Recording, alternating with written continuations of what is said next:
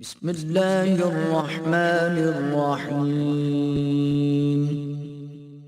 لقد جاءكم رسول من انفسكم عزيز عليه ما عنتم حريص عليكم بالمؤمنين رؤوف رحيم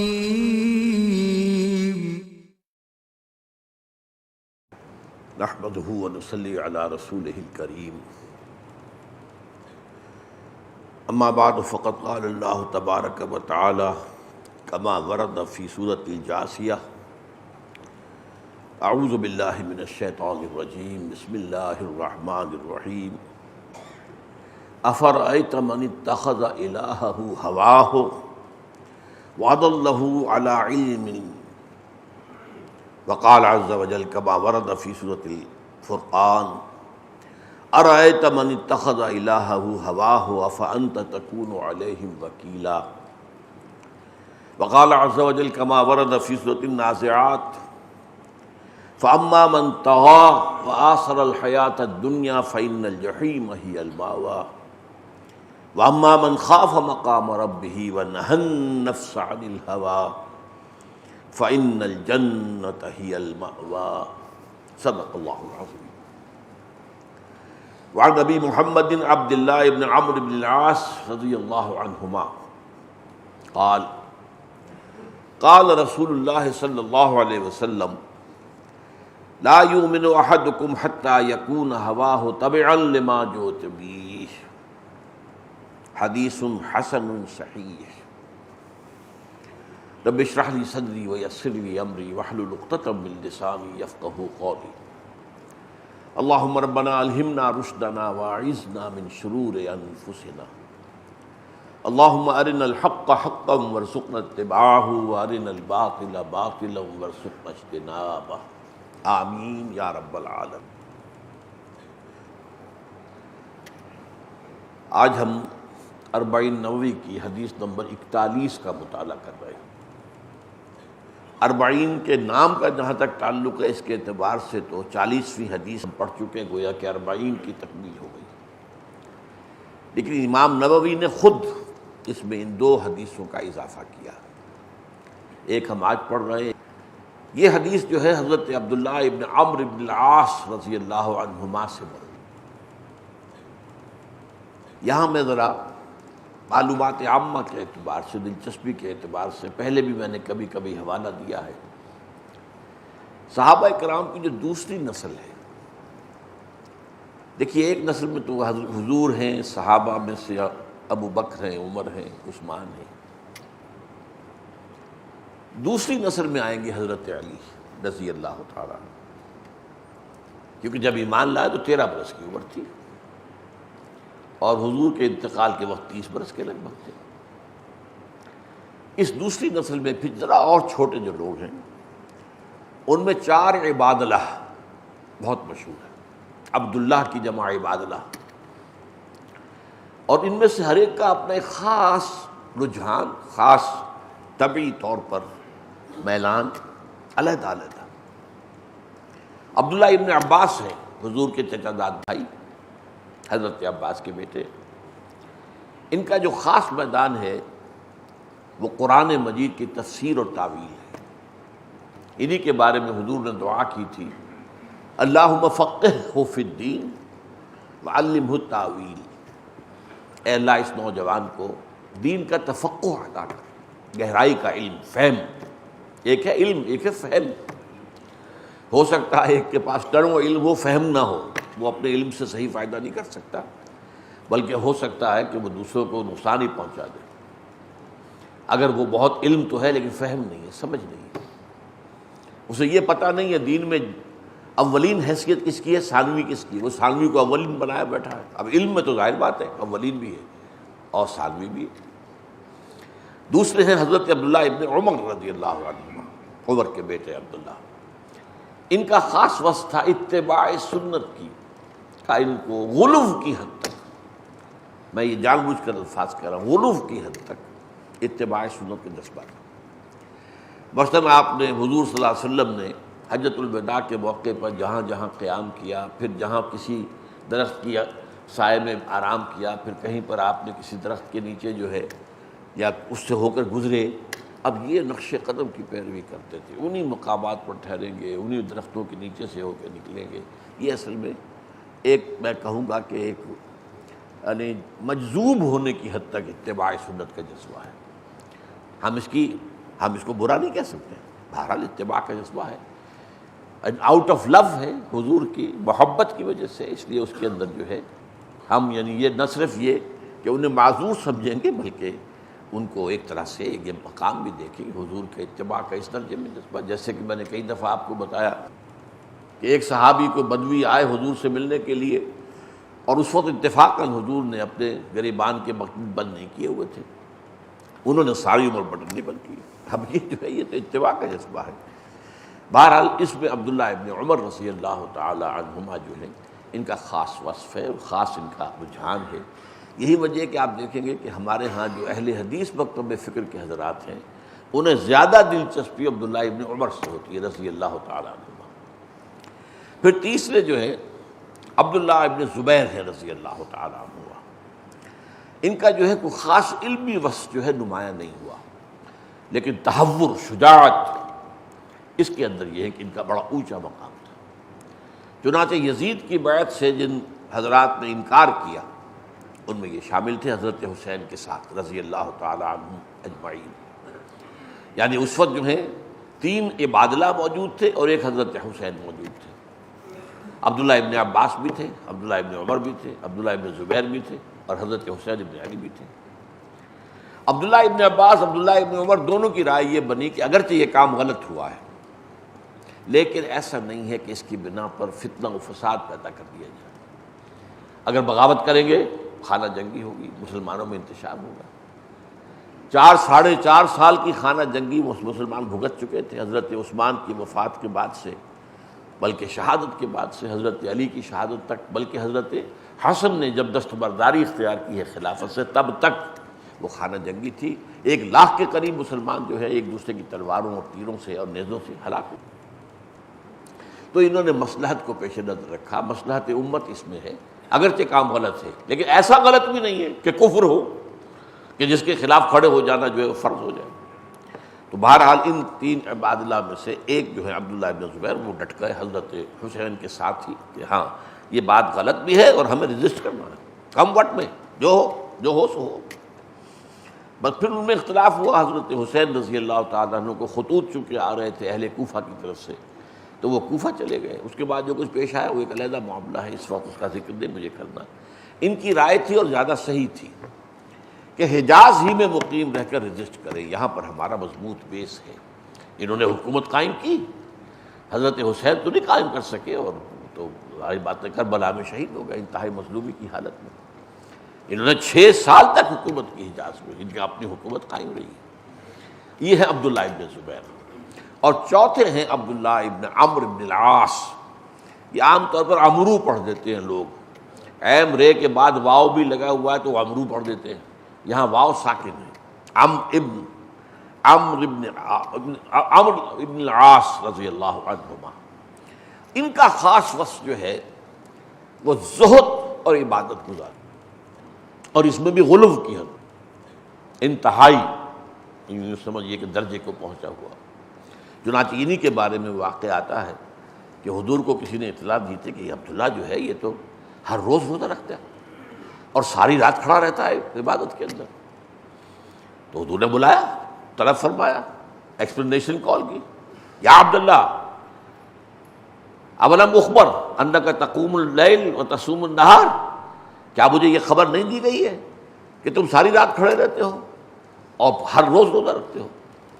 قال بلا یا رسول اللہ، حضور ایسا تو ہے، اب جھوٹ کہاں بولتے، جھوٹ بولنے کا سوال ہی نہیں تھا۔ فرمایا لا تفعل، مت کرو ایسا، فإن لنفسك عليك حقا وإن لزوجك عليك حقا وإن لعينيك عليك حقا وإن لزورك عليك حقا، تمہارے اوپر تمہارے نفس کے بھی حق ہے اور تمہاری آنکھوں کا بھی حق ہے کہ انہیں سکون پہنچاؤ، رات کو سو آنکھیں بند رہیں، اور تمہاری بیوی کا بھی تم پر حق ہے، اور تمہارے ملنے والوں کا، ملاقاتیوں کا بھی تم پر حق ہے۔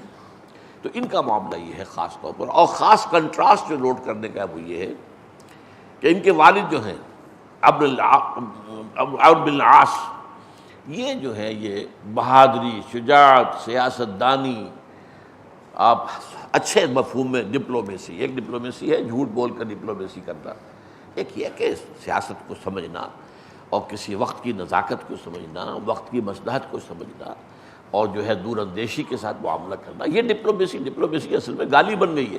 منافقت کا نام ڈپلومیسی ہو گیا، اس لیے کہ آج کی ڈپلومیسی منافقت ہی ہے، لیکن ڈپلومیسی کا مطلب یہ نہیں ہوتا، بلکہ یہ ہوتا ہے کہ انسان جو ہے وہ سیاست کے رموز سے واقف ہو، حالات کا بھی اندازہ کر سکے اور صحیح فیصلے تک پہنچ سکے۔ تو یہ جو ہے کنٹراسٹ ہے ان دونوں کا۔ عبداللہ ابن عمرو بن العاص، عبداللہ جو ہے وہ انتہائی زاہد و عابد، دنیا سے کوئی سروکار ہی نہیں، تو سیاست سے کیا دلچسپی ہوگی انہیں؟ اور یہ کہ عمرو بن العاص جو ہے ان کے والد وہ بڑے سیاستدان ہیں، بلکہ وہی ہیں کہ جنہیں قریش نے اپنا سفیر بنا کر بھیجا تھا، جو نجاشی کے دربار میں، وہاں جا کر جو مسلمان پناہ گزین ہو گئے تھے تو ان کو لانے کے لیے، واپس ریکلیم کرنے کے لیے عمرو بن العاص کو بھیجا تھا۔ ان کے ذاتی تعلقات اور دوستی تھی نجاشی کے ساتھ، وہاں جا کر انہوں نے کہا کہ یہ ہمارے بگوڑے کچھ آ گئے آپ کے یہاں، انہوں نے پناہ لے لیے، انہیں واپس کرو۔ تو نجاشی نے حضرت جو تھے وہ مہاجرین وہاں پہنچے، انہیں بلایا۔ جعفر طیار رضی اللہ تعالیٰ عنہ جو ہے حضور کے چچاداد بھائی ہیں، حضرت علی کے بڑے بھائی، انہوں نے وہاں تقریر کی اور سورہ مریم کی تلاوت کر کے بتایا کہ حضرت عیسیٰ کے بارے میں ہماری رائے یہ ہے۔ اس لیے کہ عمرو بن العاص نے اس کی جو مذہبی جو تھی اس کو بھڑکانے کے لیے مذہبی عصبیت، دیکھیں یہ کیا کہتے ہیں عیسیٰ کے بارے میں، کیا کہتے ہیں، یہ جو اس کو انسان مانتے ہیں، اور تم اسے خدا کا بیٹا کہتے ہو، یہ تو انسان مانتے ہیں۔ اب ظاہر بات اس نے بلایا، کیا کہتے ہیں، سورہ مریم کا جب رکوع دوسرا پڑھ کے سنایا ہے حضرت جعفر طیار رضی اللہ تعالیٰ عنہ نے، تو اس نے اس قدر وہ جو ہے متاثر ہوا کہ ایک تنکا اٹھایا اور کہا کہ جو کچھ ان آیات میں کہا گیا ہے عیسیٰ کے بارے میں، عیسیٰ اس سے ایک تنکا بھر بھی زائد نہیں ہے۔ اسی لیے ان کا جو شمار ہے اہل ایمان میں سے ہے۔ ان کی نماز جنازہ حضور نے غائبانہ پڑھی ہے مدینہ میں، اور ان کا جو ہے وہ، لیکن یہ کہ وہ صحابہ میں سے نہیں ہے، اس لیے کہ حضور کی زیارت نہیں کر سکے، تو تابعین میں ان کا شمار ہے، اس لیے کہ حضور کے صحابہ کی صحبت تو رہی۔ بہرحال اب یہ حدیث ہے عبداللہ ابن عمرو بن العاص سے رضی اللہ تعالیٰ عنہ۔ ان کے قول کے مطابق حضور نے فرمایا لا یؤمن احدکم، تم میں سے کوئی شخص مومن نہیں ہو سکتا حتی یکون ہواہ تبعا لما جئت بہ، جب تک کہ اس کی خواہش نفس تابع نہ ہو جائے اس کے جو میں لے کر آیا ہوں۔ اب اس میں ایک پھر دلچسپی کی بات ہے، یہ لا یؤمن سے 3 حدیثیں بہت معروف اور مشہور ہیں۔ لا یؤمن احدکم حتی اکون احب الیہ من والدہ وولدہ والناس اجمعین، تم میں سے کوئی شخص مومن نہیں ہو سکتا جب تک کہ میں اسے محبوب تر نہ ہو جاؤں، اپنے باپ سے بھی، اپنے بیٹے سے بھی، اور تمام انسانوں سے۔ اور ایک اور حدیث میں آتا ہے لا یؤمن احدکم حتی یحب لاخیہ ما یحب لنفسہ، تم میں سے کوئی شخص مومن نہیں ہو سکتا جب تک کہ وہ اپنے بھائی کے لیے وہی بات پسند نہ کرے جو اپنے لیے کرتا ہے۔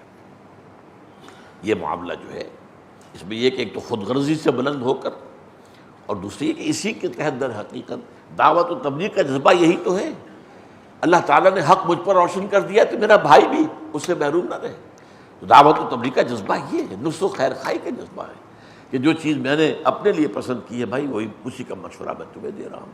میں یہ نہیں کہہ رہا کہ خود میں تو کسی اور راستے پر چل رہا ہوں، تمہیں کسی اور راستے کی ہدایت کر رہا ہوں۔ تو یہ حدیثیں جو ہے ایک بات نوٹ کر لیجئے کہ لا یؤمن کا لفظی ترجمہ مومن نہیں ہو سکتا، اس کو قانونی معنی میں نہ لیں۔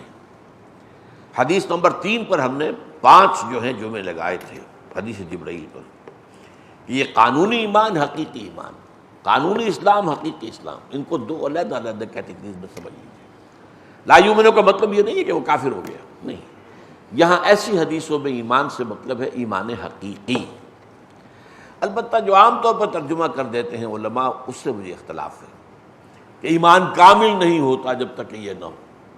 اب اس میں کیا ہوتا ہے کہ انسان سوچ چلو بھائی ایمان کامل تو بہت اونچے درجے کی بات ہے، مجھے نیچے درجے کا ایمان صحیح، تو اس کے اندر جو وہ ارج پیدا ہونی چاہیے اور جو انسان کو ایک تشویش پیدا ہو جانی چاہیے، وہ جو فرمایا کہ واللہ لا یؤمن واللہ لا یؤمن واللہ لا یؤمن، خدا کی قسم وہ شخص مومن نہیں ہے، خدا کی قسم وہ شخص مومن نہیں ہے، خدا کی قسم وہ شخص مومن نہیں ہے۔ قیل من یا رسول اللہ، پوچھا کہ حضور کون؟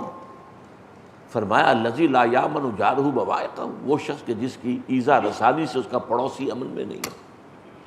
اب کوئی گناہ کبیرہ بھی نہیں ہے، یہ ایک کج خلقی کہہ لیجئے، بد اخلاقی کہہ لیجئے، یہ جو انداز ہے اس کو بھی 3 دفعہ قسم کھا کر کہا، تو اس کا مطلب یہ نہیں کہ وہ کافر ہو گیا، اور لیکن یہ بھی کہنا وہ ایمان جو ہے وہ کامل نہیں ہے، پھر کامل نہیں ہے تو پھر سارا ظہور ہی ختم ہو گیا۔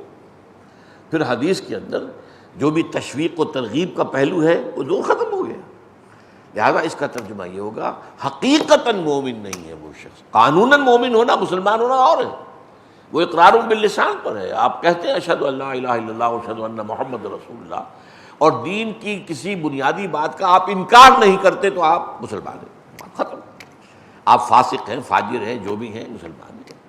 چوری کریں گے ہاتھ کٹ جائے گا، مسلمان تو رہیں گے۔ زنا کریں گے شادی شدہ ہونے کی حالت میں رجم کر دیے جائیں گے، مسلمان تو رہیں گے، نماز جنازہ تو پڑھی جائے گی۔ تو ایک ہے اسلام یا قانونی ایمان، ایک ہے حقیقی ایمان اور حقیقی ایمان اور حقیقی اسلام، تو ان دونوں میں فرق و تفاوت نہ کرنے سے بہت بڑے مغالطے پیدا ہو جاتے ہیں۔ تو لا یؤمن احدکم حتی یکون ہواہ تبعا لما جئت بہ۔ اب یہاں پر ہوا سے مراد کیا ہے؟ عام طور پر پھر ہوائے نفس کا اضافہ عام طور پر کرتے، خواہش نفس۔ اب اس کو یوں سمجھیے کہ یہ اس کے 2 درجے ہیں۔ ایک تو خواہش نفس وہ ہے کہ جبلی طور پر انسان کے تقاضے ہیں، یہ بھی تو خواہش نفس ہی ہے نا۔ یہ اڈ یا لیبیڈو جس کو کہتے ہیں جدید سائیکالوجی میں، یہ فرائیڈ کے اصطلاحات ہیں، اڈ یا لیبیڈو، یعنی جبلی طور پر انسان بھوک لگتی ہے کھاتا ہے، اگر اس کے سیکشول ارج ہے تو ٹھیک ہے شادی کرتا ہے یا پھر گناہ میں مبتلا ہوتا ہے۔ اسی طرح آرام بھی انسان کا تقاضا ہے، کچھ نہ کچھ آرام چاہیے اس کو۔ اسی طریقے سے اور انسان کے جبلی تقاضے ہیں، تو ٹھیک ہے جبلی تقاضے بھی نفس میں آئیں گے، لیکن ان کو کنٹرول کرنا ہے، نفس کو کچلنا نہیں ہے۔ نفس کو کچلنا رہبانیت ہے، لا رہبانیت فی الاسلام، اسلام میں رہبانیت نہیں ہے، لیکن نفس کو کنٹرول کرنا وہ در حقیقت اس کی ضرورت ہے۔ تو یہاں پر فرمایا کہ جب تک کہ اس کی خواہش نفس کا دوسرا مرحلہ ایک اور آ جاتا ہے۔ ایک تو ہے زندہ رہنے کے لیے کھانا کھانا، ایک ہے لذتوں کے لیے انواع و اقسام کے کھانے ہیں، کئی کورسز کے جو ہیں وہ میلز ہیں، یہ اسراف ہے، یہ لذت نفس جو ہے، یہ ہوائے نفس اب بڑھ رہی ہے، اب آگے جا رہی ہے۔ کپڑے آپ کی ضرورت ہے، لیکن یہ کہ کپڑوں کے وارڈروب بھرے ہوئے، یہ نہیں، یہ غلط بات ہے۔ تعیش اور زیادہ عیش پسندی جو یہ پھر نفس کا دوسرا اوپر والا مرحلہ ہے۔ یہاں آ کر نفس جو ہے وہ گویا کہ باغی ہو جاتا ہے، اور وہ پھر انسان کا مخالف بن جاتا ہے، دشمن بن جاتا ہے۔ یہ جو نفس کا یا ہوائے نفس کا جو معاملہ ہے خرابی کا، اس کو قرآن مجید میں مختلف انداز میں بیان کیا گیا۔ اس میں جو سخت ترین انداز ہے وہ میں آپ کو سنا رہا ہوں، میں نے 2 آیتیں پڑھ کر سنائی ہیں۔ سورہ فرقان میں ہے اَرَأَیْتَ مَنِ اتَّخَذَ إِلَٰهَهُ هَوَاهُ أَفَأَنْتَ تَكُونُ عَلَيْهِمْ وَکِیلًا۔ کیا ہے نبی آپ نے دیکھا، غور کیا اس شخص کے حال پر جس نے اپنی خواہش نفس کو اپنا معبود بنا لیا؟ معبود، الہ، زبان سے کہہ رہا ہے لا الہ الا اللہ، اللہ کے سوا کوئی الہ نہیں، اب معبود بنا رکھا ہے، الہ بنا رکھا ہے اپنے نفس کو۔ یہ سخت ترین انداز ہے، وارننگ کا، انذار کا، خبردار کرنے کا سخت ترین انداز ہے۔ اگر تم خواہش نفس کے غلام ہو گئے، جو خواہش نفس سے پورا کر رہے ہو، یہ دیکھے بغیر کہ حلال ہے یا حرام، تو گویا کہ نفس تمہارا معبود ہے۔ تم کہنے کو کہہ رہے ہو کہ آپ اللہ کو معبود مانتے ہیں، آپ در حقیقت تو آپ اپنے نفس کے غلام ہیں، نفس کے پجاری، خواہش نفس کی پوجا کرنے والے، نفس کے پرستار، خواہشات کے پرستار۔ ہاں خواہشات کا تقاضا جائز طریقے سے جتنا ہے پورا کرنا، اس میں کوئی خرابی نہیں۔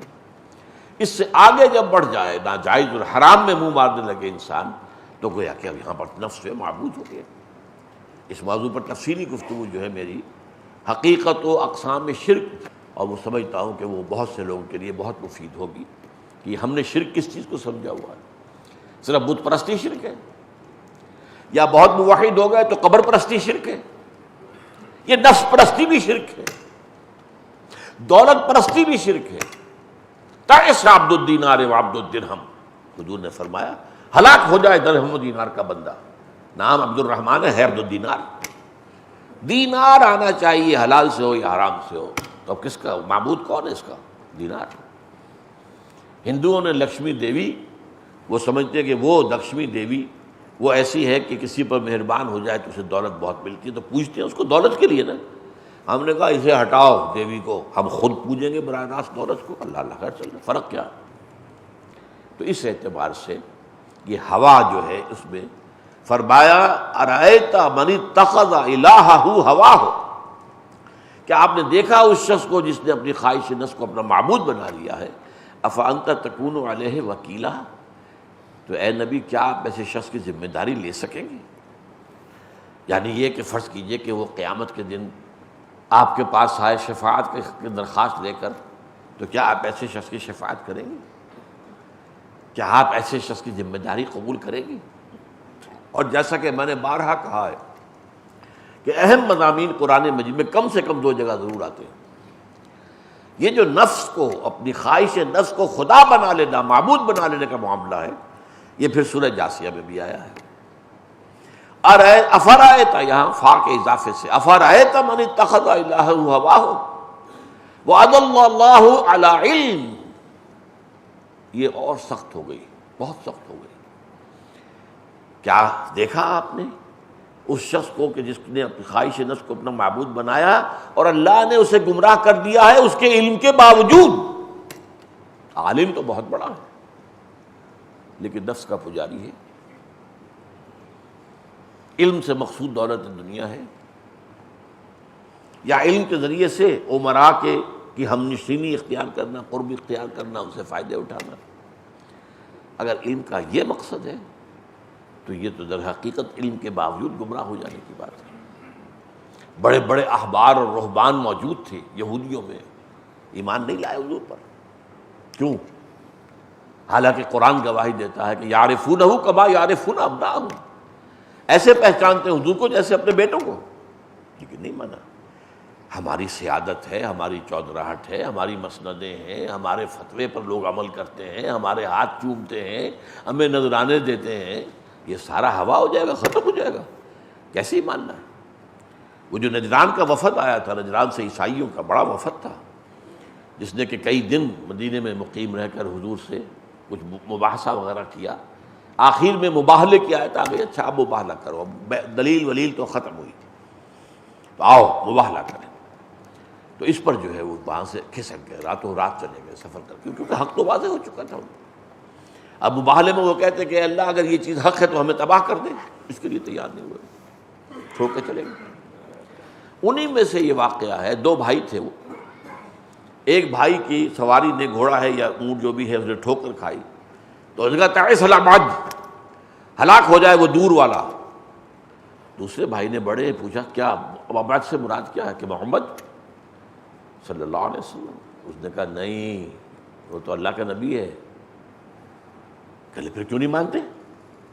کہنے لگے دیکھو ہمیں ہرقل نے، جو شہنشاہ روم ہے، اس نے ہمیں بہت سی مراعات دے رکھی ہیں، ہمیں بہت سے فائدے ہیں ان کی وجہ سے، وہ اگر ہم ایمان لے آئیں اس پر سب چلے جائیں گے ہمارے ہاتھ سے، اس لیے ایمان تو ہم نہیں لائیں گے، لیکن یہ کہ میں جانتا ہوں کہ وہ اللہ کے نبی ہیں۔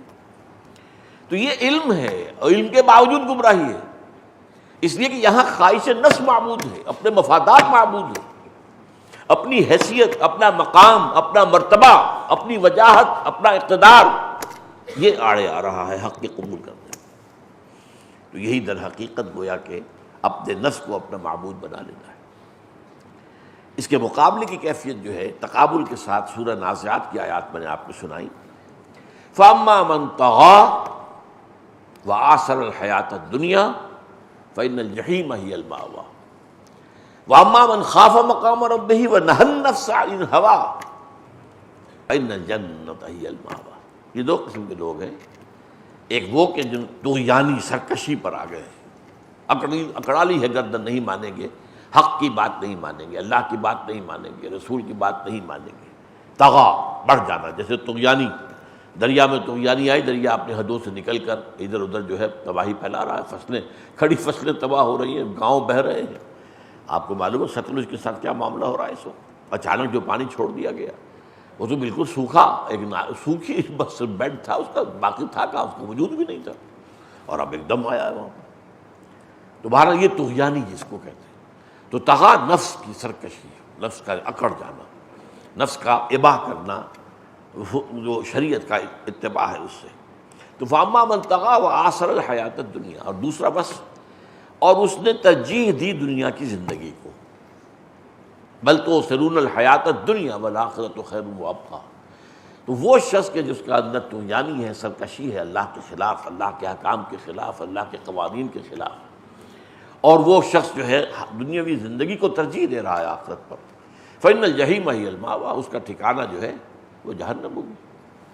وَأَمَّا مَنْ خَافَ مَقَامَ رَبِّهِ وَنَهَى النَّفْسَ عَنِ الْهَوَىٰ، اور اس کے برعکس جو ڈرتا رہا اپنے رب کے حضور میں کھڑے ہونے سے کہ ایک وقت آئے گا اللہ کے حضور میں کھڑے ہونا ہوگا جواب دہی کے لیے۔ اما من خاف مقام ربہ، کانپتا رہا، لرزتا رہا، اور نہى النفس عن الهوى، اور اس نے اپنے نفس کو خواہشات سے روک کے رکھا، لگام کھینچ کر رکھی، قابو میں رکھا۔ فإن الجنة هي المأوى، تو ان کا ٹھکانہ جنت ہوگا۔ اللہم ربنا اجعلنا منہم، اللہم ربنا اجعلنا منہم، اللہم ربنا اجعلنا منہم۔ اسی لیے انہی آیات کا کیا بہترین جو ترجمانی حضور کی ایک اور حدیث میں ہے، وہ بھی جوامع الکلم میں سے ہے، الکیس من دان نفسہ وعمل لما بعد الموت۔ اصل میں سمجھدار آدمی، عاقل آدمی وہ ہے جو اپنے نفس کو اپنے تابع رکھے، مطیع رکھے، نفس کا تابع نہ ہو جائے، نفس کا مطیع نہ ہو جائے، نفس کو مطیع رکھے، وہ ہے در حقیقت، اور عمل کرے موت کے بعد کے لیے۔ عمل دنیا کے لیے بھی ہے، جائز حد تک روزی کمانا، جائز ضروریات پوری کرنا، بال بچوں کا پیٹ پالنا، ٹھیک ہے، یہ بھی عمل ہے، حلال کے اندر اندر کیجئے۔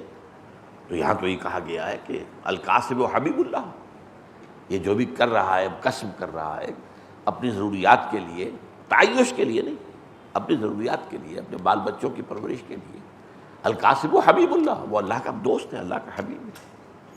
اور التاجر الصدوق الامین مع النبیین والصدیقین والشہداء، اور ایک ایسا تاجر جو سچا ہے اور امانت دار ہے، اس کو تو انبیاء اور صدیقین اور شہداء کی معیت حاصل ہوگی قیامت میں، جنت کے اندر۔ تو ٹھیک بالکل ٹھیک ہے، اس دنیا کے لیے بھی کام کرو، لیکن عمل لما بعد الموت، موت کے بعد کے لیے اصل کام، آپ کی بہتر صلاحیت ہے اس کے لیے لگنی چاہیے۔ والآخرۃ خیر وابقیٰ، ذرا توازن تو کرو، یہ دنیا کی حقیقت کیا ہے اور آخرت کی حقیقت کیا ہے، بل تؤثرون الحیات الدنیا والآخرۃ خیر وابقیٰ۔ تو اسی ریشو پروپورشن سے اگر ہے آپ کی پھر تو ہے ٹھیک، اور اگر آخرت کے لیے تو آپ نے صرف اتنا کیا ہے کہ انگلی کٹوا کے شہیدوں میں نام لکھوا لیں بس، باقی ساری جد و جہد، ساری محنت، رات بھر کا بھاگنا، دوڑنا، سوچنا، غور کرنا، فکر کرنا، سب دنیا کے لیے، تو یہ چیز معاملے کے اعتبار سے تلپٹ ہو جائے گا معاملہ، ان کا معبود دنیا ہو گئی، دنیا پرستی، دنیا معبود ہو گئی۔ تو اس اعتبار سے جہاں تک جائز حد تک، ضروریات کی حد تک، جس کو کہا گیا ہے ما قل و کفا خیر مما کثر و الہا، اگر دنیاوی ضروریات کے لیے یہ کہ قلیل بھی انسان کو مل جائے لیکن ضروریات پوری ہو جائے، تو یہ اس سے بہتر ہے جو زیادہ ہو لیکن غافل کر دے۔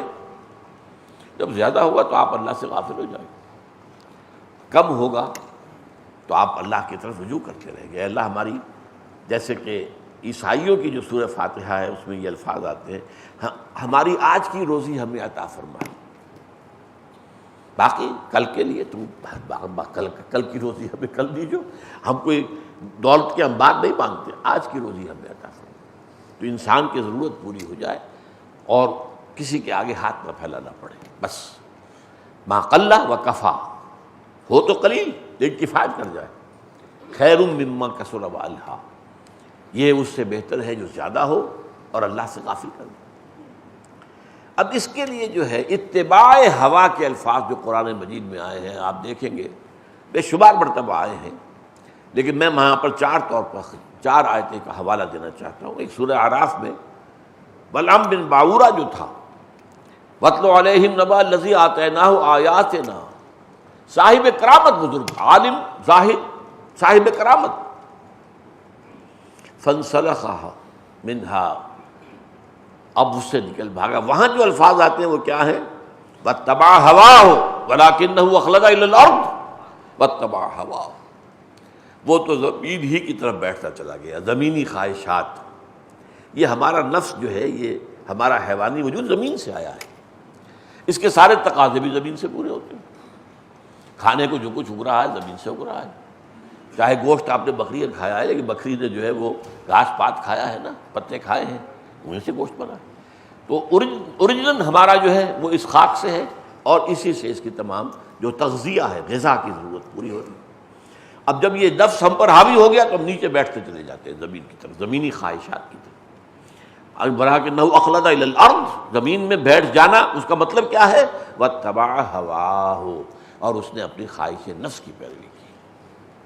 اسی طرح فرمایا گیا سورہ کہف میں وَلَا تُطِعْ مَنْ أَغْفَلْنَا قَلْبَهُ عَنْ ذِكْرِنَا وَاتَّبَعَ هَوَاهُ وَكَانَ أَمْرُهُ فُرُطًا۔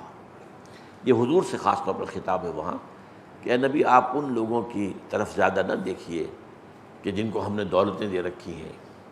اس کے حضور کا ایک رجحان ہوتا تھا، ظاہر بات ہے کہ وہ جس کو میں نے کہا تھا نا کہ حقیقت پسندی، واقعیت پسندی۔ اب ویسے تو یہ ہے کہ جو بھی ایمان لا رہا ہے وہ غریب ہو، مسکین ہو، غلام ہو، سر آنکھوں پر۔ وہ فرمایا گیا ہے کہ وَخْفِضْ جَنَاحَكَ لِلْمُؤْمِنِينَ، اہل ایمان کے سامنے اپنے کندھوں کو جھکا کر رکھیے شفقت کے ساتھ۔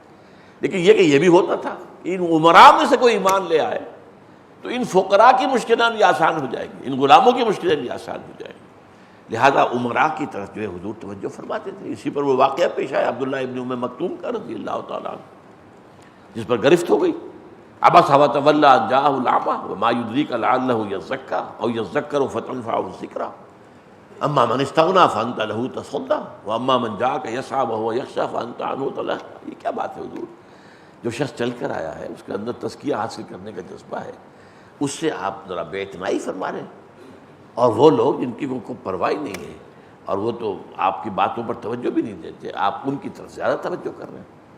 تو اسی کے لیے فرمایا ہے وَلَا تُطِعْ مَنْ أَغْفَلْنَا قَلْبَهُ عَنْ ذِكْرِنَا، اس شخص کی بات نہ مانیے کہ جس کے دل کو ہم نے اپنے ذکر سے غافل کر دیا ہے، وَاتَّبَعَ هَوَاهُ، اور اس نے اپنی خواہش نفس کا اتباع کیا ہے، وَكَانَ أَمْرُهُ فُرُطًا، اور اس کا سارا معاملہ جو ہے وہ انتہا پسندی پر مشتمل ہے، حد سے آگے بڑھ گیا ہے، دنیا داری میں اور دنیا پرستی میں حد سے آگے بڑھ گیا ہے۔ افراد کے معنی زیادہ کرنا اور تفرید کے معنی کم کر دینا، فرطا زیادہ کر دیا۔ اسی طریقے سے فرمایا، یہ سورہ طٰہٰ میں ہے، یہ حضرت موسیٰ سے خطاب کے ضمن میں آیا ہے، اے موسیٰ وَلَا يَصُدَّنَّكَ عَنْهَا مَن لَّا يُؤْمِنُ بِهَا وَاتَّبَعَ هَوَاهُ فَتَرْضَىٰ، دیکھنا کسی اس شخص کی بات نہ ماننا جو آخرت کا منکر ہو اور اپنی خواہشات کی پیروی کر رہا ہو۔ تو گویا کہ یہ تمام چیزیں جو ہیں حضور سے بھی خطاب میں لفظ یہی آ رہا ہے، ان کی پیروی مت کیجیے۔ یہاں موسیٰ سے بھی کہا جا رہا ہے ان لوگوں کی پیروی نہ کیجیے جو اپنے خواہشات کی پیروی کر رہے ہیں۔ اور یہی بات فرمائی ہے سورہ قصص میں وَمَنْ أَضَلُّ مِمَّنِ اتَّبَعَ هَوَاهُ بِغَيْرِ هُدًى مِّنَ اللَّهِ، اس سے بڑا جو ہے گمراہ کون ہوگا جس نے بغیر اللہ کی طرف سے کوئی ہدایت پائے اپنی خواہش نفس کی ہی پر پابندی کر لی ہو۔ اگر تو اللہ کی ہدایت کے تابع چلے تو ٹھیک ہے، اس میں یقیناً جو ہے وہ نفس کے تقاضے بھی پورے کرو، وَإِنَّ لِنَفْسِكَ عَلَيْكَ حَقًّا وَإِنَّ لِزَوْجِكَ عَلَيْكَ حَقًّا وَإِنَّ لِعَيْنَيْكَ عَلَيْكَ حَقًّا وَإِنَّ لِزَوْرِكَ عَلَيْكَ حَقًّا، یہ سارے حقوق ہیں، ادا کرو، جنہیں ہم حقوق العباد کہتے ہیں، ان کو ادا کرنا ہے، لازم ہے۔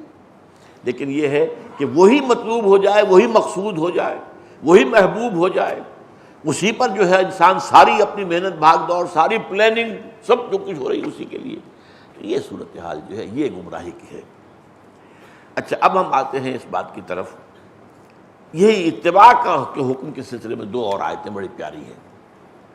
حضرت داؤد علیہ السلام سے کہا گیا، سورہ صاد میں آیا ہے یا داؤد انا جعلناک خلیفۃ فی الارض فاحکم بین الناس بالحق ولا تتبع الہوی فیضلک عن سبیل اللہ. اے داؤد دیکھو ہم نے تمہیں زمین میں خلافت عطا کی ہے، حکومت عطا کی ہے، تو اب لوگوں کے مابین فیصلے کرو حق کے ساتھ اور خواہشات کی پیروی مت کرنا. یہ خواہش جو ہے، ہوا جو ہے، یہ تو تمہیں گمراہ کر کے رہے گی، عن سبیل اللہ، اللہ کے راستے سے ہٹا کر رہے گی، یہ روح گردان کر دے گی تمہیں اللہ کے راستے سے. ابھی کس سے کہا جا رہا ہے؟ داؤد سے، نبی سے. وہ کہ ان حضرات کو بھی اب حضور سے جو سنیے، سورہ اعراف میں فرمایا گیا آیت نمبر 49 وَأَنِ بَيْنَهُمْ بِمَا أَنزَلَ اللَّهُ وَلَا تَتَّبِعْ أَهْوَاءَهُمْ. اے نبی اب ان کے مابین فیصلہ کیجئے اس کے مطابق جو اللہ نے نازل کیا ہے، اور ان کی خواہشات کی پیروی نہ کیجئے. وہاں کیا تھا مدینے کے اندر؟ کچھ منافقین بھی تو تھے نا، کچھ بہت کمزور ایمان والے لوگ بھی تھے، منافق نہیں بھی تھے. اب ان سے کوئی غلطی ہو گئی، وہ گرفت کے قابل ہے، جسے آپ کہتے ہیں قابل دست اندازی پولیس. اب سفارش لے کر آ رہے ہیں. عبداللہ ابن ابی آ رہا ہے سفارش کے لیے، بڑا سردار ہے، اس کی حیثیت ہے، وجاہت ہے، خزرج کا سردار تھا، اسے بادشاہ بنانے کا فیصلہ ہو چکا تھا مدینے کا، اور تیار سونے کا تاج تیار ہو چکا تھا کہ حضور پہنچ گئے. بے تاج بادشاہ آ گیا، وہ تاج دھرا کا دھرا رہ گیا، تو اس سے بڑا دشمن اور کون ہوگا؟ تو وہ سفارش کر رہا ہے. تو فرمایا نہیں، دیکھیے ان کی خواہشات کی پیروی نہ کیجیے، ریزسٹ دیم. یہ نہ ہو کہ یہ آپ کو اپنی خواہشات کے تابع کر لیں. وَأَنِحْكُمْ بَيْنَهُمْ بِمَا أَنزَلَ اللَّهُ، آپ کا فیصلہ ہونا چاہیے بالکل اس کے مطابق جو اللہ نے نازل کیا ہے. وَلَا تَتَّبِعْ هَوَاهُمْ، اور ان کی خواہشات کی پیروی نہ کیجیے. اب ذرا ایک علمی بات آ رہی ہے. ما جئت بہ سے مراد کیا ہے؟ لا یؤمن احدکم حتی یکون ہواہ تبعا لما جئت بہ. تم میں سے کوئی شخص مومن نہیں ہو سکتا، حقیقی مومن نہیں ہو سکتا. وہ قانونی مومن تو ہو سکتا ہے، مسلمان تو ہو سکتا ہے، لیکن حقیقی مومن بننے کے لیے یہ لازم ہے کہ اس کی خواہش نفس تابع ہو جائے اس چیز کے جو میں لایا ہوں. اب میں لایا ہوں، کیا لایا ہوں؟ پہلی چیز جو آپ لائے ہیں وہ قرآن ہے، جو لفظ بلفظ محفوظ ہے، اس میں کسی شک کی گنجائش نہیں. ما دفتین، اگر آج کل ہمارا جو قرآن مجید ہوتا ہے جلد میں ہوتا ہے تو ایک جلد کا یہ، ایک جلد دفتین ان کو کہتے ہیں. یہ ما بین دفتین جو ہے قرآن جمع کیا گیا ہے حضرت ابو بکر کے زمانے میں، پہلے نہیں تھا. تو باہر اب یہ ما دفتین وہ بسم اللہ سے لے کر اور ناس کے آخری سین تک، بسم اللہ کی بے سے بائے، بسم اللہ سے الناس کی سین تک، یہ سب اللہ کی طرف سے ہے. اور یہ لازم ہے، قطعی ہے، اس کی پیروی، اس کے احکام کو ماننا لازم ہے. البتہ یہاں پر بھی یہ ہے کہ اہل علم کو معاملہ ایک ضرورت ہے، اس لیے کہ اس قرآن کے اندر کبھی بات ایک حقیقی ہوتی ہے، کبھی مجازن ہوتی ہے، کبھی تمثیلاً ہوتی ہے، کبھی خاص ہوتی ہے، کبھی عام ہوتی ہے. اور اس میں یہ بات جان لیجیے، ایک مسئلہ ہے بہت اہم کہ قرآن مجید کے خاص کو عام کرنا یا عام کو خاص کرنا، یہ حضور کو اس کا حق حاصل تھا سنت سے. جیسے کہ آپ کو معلوم ہے کہ سورہ نور میں جو سزا آئی ہے جو زنا کی 100 کوڑے، وہ عام ہے، کوئی بھی مسلمان، کوئی بھی مرد اور عورت، کوئی بھی ہو، لہذا اس کو عام رکھیں گے تو تمام انسان. لیکن حضور نے خاص کر دیا، یہ غیر شادی شدہ کے لیے ہے یہ سزا کوڑے، شادی شدہ کے لیے رجم ہے جو سنت سے ثابت. تو گویا کہ عام کو خاص کر دیا، یا خاص کو عام جو ہے اس کے اندر جو ہے اضافہ کر دیا، توسیع کر دی. قرآن نے کہا کہ تم پر 2 بہنیں بیک وقت ایک نکاح میں نہیں رکھ سکتے، حضور نے توسیع فرما دی. یعنی یہاں پر خاص کو عام کیا جا رہا ہے، آگے بڑھایا جا رہا ہے کہ پھوپھی بھتیجی کا بھی یہی حکم ہے اور خالہ بھانجی کا بھی یہی حکم ہے، دونوں کو بیک وقت نکاح میں نہیں رکھ سکتے. تیسری بات قرآن میں یہ ہے ناسخ و منسوخ. ایک حکم پہلے نہیں آیا ہے، بعد میں آ گیا، یا ایک حکم پہلے آیا بعد میں تبدیل ہو گیا. جیسے کہ شراب کے معاملے میں آپ کو معلوم ہے جو ہنگامہ اٹھا اتنا میرے خلاف، وہ بات کیا تھی کہ شراب کی تدریجاً حرمت ہوئی ہے، جب تک آخری حکم نہیں آیا اس وقت تک لوگ پی رہے تھے، اس لیے کہ وہ حرام تو ابھی ہوئی نہیں تھی. اب اس میں دیکھنا پڑے گا کہ آیا ناسخ و منسوخ کا معاملہ بھی. تو گویا کہ ایسی بات نہیں ہے کہ قرآن مجید سے ہر شخص جو اس کے لیے یہ علوم جو ضروری ہیں، عربی زبان کا فہم ضروری ہے، اس کو حاصل کرے، گرامر کا فہم ضروری ہے، اس کو حاصل کرے، اور یہ کہ بہرحال اپنی رائے سے نہیں بلکہ یہ دیکھے کہ اس میں کیا ہمارے سلف نے کیا آراء قائم کی ہیں، کیا انہوں نے مختلف آراء دی ہیں، کیا دلائل دیے ہیں۔ لہذا یہ ایسا سپاٹ معاملہ نہیں ہے، ایک اعتبار سے تو ہے کہ ایک ایک حرف حتمی ہے، یقینی ہے، اس میں کوئی شک نہیں۔ اچھا، دوسری چیز حضور کیا لائے ہیں؟ اب یہاں پر ایک حدیث سن لیجئے، آپ فرماتے ہیں اوتیت القرآن ومثلہ معہ، مجھے قرآن بھی دیا گیا، اس جیسی ہی ایک اور شے بھی دی گئی ہے۔ اس جیسی ہی ایک شے کیا ہے؟ سنت رسول صلی اللہ علیہ وسلم، یہ جیسی ہے، مثلہ معہ۔ یوں نہ سمجھیے کہ حجت نہیں ہے، یہ نہ سمجھیے کہ اس سے شرعی احکام ثابت نہیں ہوتے، نہیں، یہ در حقیقت بہت بڑے گمراہیوں میں سے ہے، جس کو کچھ 100-125 سال سے جو ہے بہت تیزی کے ساتھ ہمارے معاشرے کے اندر پھیلی ہے، جب سے کہ مغرب کے علوم اور فلسفہ اور سائنس وغیرہ آئے ہیں اور تہذیب و تمدن کا آیا ہے معاملہ۔ تو حدیث کا استخفاف جو ہے اس بر عظیم پاک و ہند میں سب سے پہلے سید احمد خان، اس کے جو ہے سمجھیے امام اول ہیں، پھر یہ علامہ مشرقی ہوں، یہ غلام احمد پرویز ہوں، علامہ عبداللہ چکڑالوی ہوں، اسلم جراج پوری ہوں، بے تحاشا یہ سب کے سب جو ہے جنہیں ماڈرنسٹ کہا جا رہا ہے، یہ سنت کی جو حجیت ہے اس کو ختم کرنے پہ تلے ہوئے ہیں۔ تو سنت بھی مثلہ معہ، وہ بھی اصل میں قرآن جیسی ہی ایک شے ہے جو اللہ نے مجھے اور دی۔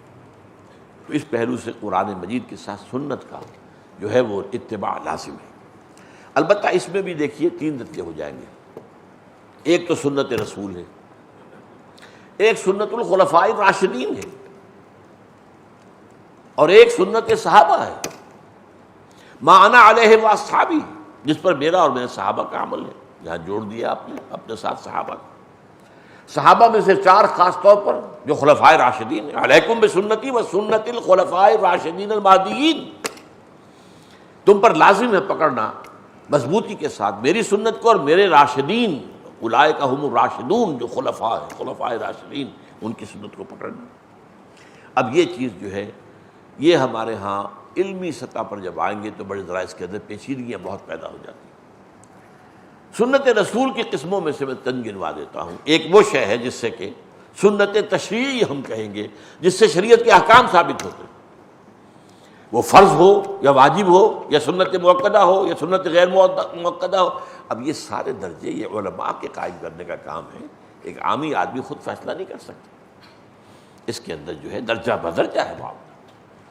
یہ ایک طرف سے چلیں گے اگر آپ داہنے سے بائیں کی طرف، تو فرض، واجب، سنت مؤکدہ، سنت غیر مؤکدہ، مستحب، مباح، مکروہ تنزیہی، مکروہ تحریمی اور حرام۔ تو اس سے آرام سے وہاں سے وہاں تک اتنے درجے ہیں۔ اب اس میں ظاہر بات ہے کہ ہر درجے کا اپنا ایک حق ہے، اپنا ایک حکم ہے۔ اس کے ساتھ ساتھ یہ ہے کہ کچھ سنت العادت ہوتی ہے۔ حضور ایک کام کرتے تھے، اب مثلا جبلی تقاضے حضور بھی پورا کرتے تھے، کھانا کھاتے تھے، سنت ہے نا۔ اب وہی کہیں کھانا کھانا حضور کی سنت ہے تو یہ تو نہیں نا بات، یہ تو ایک جبلی تقاضا ہے جو پورا کیا آپ۔ البتہ آپ نے کچھ آداب سکھائے ہوں کیسے کھاؤ، اور یہ بھی ہے کہ اگر آپ کو فرض کیجئے کہ آپ کو کدو پسند تھا تو اس کا مطلب یہ نہیں ہے کہ کدو کھانا لازم، البتہ کوئی محبت کی وجہ سے کہ حضور کو پسند تھا وہ بھی اس کو رغبت سے کھائے، ٹھیک ہے، اسے اللہ کے ہاں ثواب ملے گا محبت کا جو ہے، لیکن وہ لازم نہیں ہے۔ ایک جبلی تقاضے، ایک عادی تقاضے، عادت کے مطابق۔ مثلا حضور تہمت باندھتے تھے، ہمیشہ آپ نے تہمت باندھا، شلوار پیش کی گئی، آپ نے پسند کی کہ شلوار اچھی چیز ہے۔ یہ واقعہ یہ ہے کہ زیادہ ساتر ہے، رات کو آدمی سویا ہوا ہو تہمت کے اندر تو ننگا ہو سکتا ہے، شلوار میں ننگا تو نہیں ہوتا، آپ نے پہنی نہیں، عادت نہیں تھی۔ تو بعض چیزیں سنت عادت ہیں، بعض افعال خصوصی ہیں کہ جن کی پیروی لازم نہیں بلکہ روک دیا گیا، حکماً روک دیا گیا۔ صوم وصال، 2 دن کا 3 دن کا وصال ہے روزہ، آج روزہ رکھا، شام کو افطار نہیں کیا، اور اس کے بعد جو ہے وہ روزہ جاری ہے اگلے شام تک، 2 دن کا روزہ ہو گیا یا 3 دن کا صوم وصال، لیکن صحابہ نے رکھنے کی اجازت چاہی، روک دیا۔ آپ لوگوں نے کہا حضور آپ رکھتے ہیں ہمیں روکتے، ایکم مثلی، تم میں سے کون مجھ جیسا ہے، ابھی تو اعلیٰ عند ربی ہوا یطعمنی و یسقین، وہ تو میں تو اپنے رب کے پاس رات گزارتا ہوں، وہ مجھے کھلاتا پلاتا، وہ کیا روحانی غذا ہے جو ملتی تھی، اب اس کا ہمیں اندازہ نہیں ہو سکتا، لیکن بہرحال اسے روک دیا گیا سختی کے ساتھ۔ تو یہ ایسی بہت سی چیزیں ہیں بہت سی چیزیں جن سے کہ اباحت ثابت ہوتی ہے، جیسے میں نے کہا نا کہ فرض، واجب، سنت موقدہ، سنت غیر موقدہ، مستحب جو پسندیدہ ہے، اور مباح۔ مباح وہ ہے جس کی حرمت کے لیے دلیل نہ ہو، وہ مباح، تو وہ بھی سنت سے ہمیں معلوم ہوتا ہے یہ چیز حضور نے کی تو مباح ہے۔ تجرباتی امور ہیں، بعض چیزیں وہ ہیں کہ جو علم، انسان کے علم سے اور تجربے سے، سائنٹیفک جتنی بھی اب ہو رہی ہیں ترقیاں دنیا میں، وہ ان میں آئیں گی۔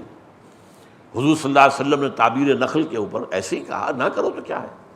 اب وہ جانتے تھے عرب، تو ہمیشہ کے کاشتکار ہیں، کھجوروں کے کا جو ہے فصل ان کو کیسے ملتی ہے، وہ اصل میں کرتے تھے، نر پھول اور مادہ پھولوں کو قریب جوڑ دیتے تھے تاکہ پولینیشن ہو جائے، فرٹیلائزیشن ہو جائے زیادہ۔ حضور نے کہا تم نہ کرو تو کیا ہے، مطلب حضور نے کہا کہ فطرت اپنا انتظام خود کر لیتی ہے، تمہیں اس کے اندر دخل اندازی کی کیا ضرورت ہے۔ نہیں کیا، فصل کم ہو گئی۔ اب آ کے حضور سے کہا حضور آپ نے فرمایا تھا، ہم نے جو ہے نہیں کیا تو فصل، فرمایا انتم عالم بامور دنیا کو، نہیں یہ مطلب نہیں میرے اس بات کا کہ میں نے کوئی شریعت کا حکم دیا تھا، نہیں، اپنے دنیاوی معاملات تجربے سے جو ثابت ہوتے ہوں وہ تم مجھ سے بہتر جانتے ہو۔ تو اس حوالے سے یہ کوئی وہ سپاٹ بات نہیں ہے، یہ سنت سے بھی جو ہے استنباط کرنا، استدلال کرنا، نتیجے نکالنا، کون سی سنت کس درجے کی ہے، کون سی سنت کس درجے کی ہے، تو یہ چیز جو ہے اللہ تعالیٰ جو ہے اس کے لیے، اسی لیے تفقہ فی الدین، دین میں تفقہ حاصل ہونا، جس کے لیے کہ خاص طور پر حضرت عبداللہ ابن عباس کے لیے حضور نے دعا کی تھی۔